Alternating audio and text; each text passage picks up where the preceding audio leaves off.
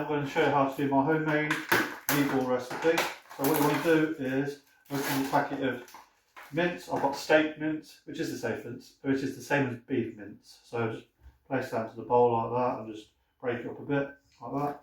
Right, let's get to the mince. You want to wash your hands. And the next thing you do is just add a little pepper into the mince along with the smoked paprika. Let's get it in there like that. There you go. Right, so the next thing we're going to do is we're going to get one sausage, place that in the mixer, one slice of bacon, good quality bacon and sausage as well. So we'll come from Bosworth Butchers, which is a really good butcher to go in Coventry. So yeah, if they're in Coventry, hit them up, they do really good stuff. And now we're going to add our carrots and some breadcrumbs into the mixer like this. Get it all in there. Right, now that's all in the mixer, what we're going to do is just put it all together, turn it on, mix it together. Keep mixing it until it's all blended in. Right, now that's all mixed, it should look like that. We're going to put that with the mince now. Right, now that the sausage, bacon, carrot and breadcrumbs mixture is with the steak mince, there you go. We're just going to crack an egg into that, like that.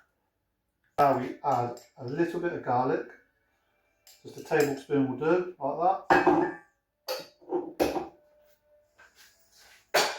It's just mix all that meat together with the breadcrumbs and the herbs, pepper, paprika, garlic. Just give it a good mixing together until it's all nicely combined.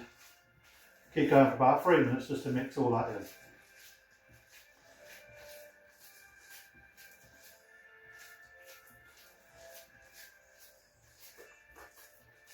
Like that, should look like that, a nice big ball. We're going to just cling film over the top of it and put it in the fridge for about an hour and a half. So now we'll put cling film over the top of that, we're just going to stick it in the fridge now about an hour and a half.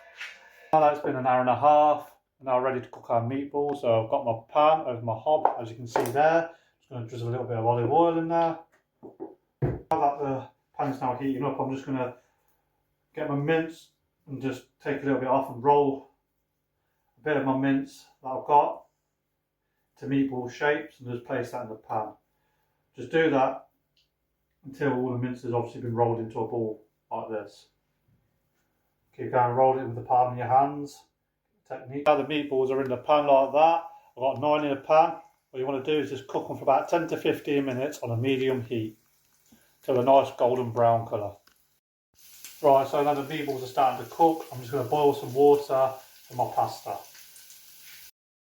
So whilst the meatballs are cooking through and the water is boiling, I am going to do my pasta sauce. So I've got my little pan here. I'm going to do passata, garlic, pepper and puree with my. So you want to pour about half a carton like this of tomato passata into a pan like that. I mean, you can use a pan of any choice as long as it's got high depth to it. That helps a lot. Now you want to add a teaspoon of garlic into that passata,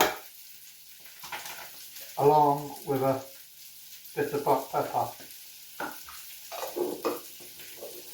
So now you want probably a tablespoon of tomato puree in there, like that.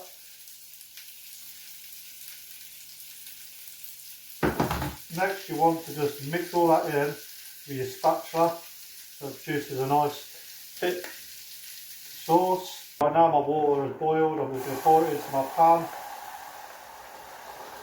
About half full of water, that should be enough. Right, now I've got a handful of spaghetti, I'm just going to place that in my pan like that and cook through for about 10 minutes. Okay, obviously I'm just going to add a pinch of salt in there as well. Like that, just get the salt in there. Whilst my spaghetti cooked through, I'm just going to add my sauce to my meatballs. Like that, as you can see. And once that's all in, I'm just going to get the rest of it out. Make sure all that juice and sauce is out. like that. I'm just going to give it a good mix around so it's all spread out evenly, like that. Okay, my spaghetti is now done. I'm just going to pour that onto my plate like that. So I'm now going to just grate some cheese onto my spaghetti like this. And now I've got my cheese on my spaghetti, I'm just going to add my meatballs onto my dish with the sauce. I'm going to have 4 meatballs and a bit of that sauce on there. Or ideally you want something a bit better than a spatula to scrape the sauce on, but it'll have to do for now. So there you go, there's my homemade meatball spaghetti with cheese recipe. Looks delicious. Can't wait to try it.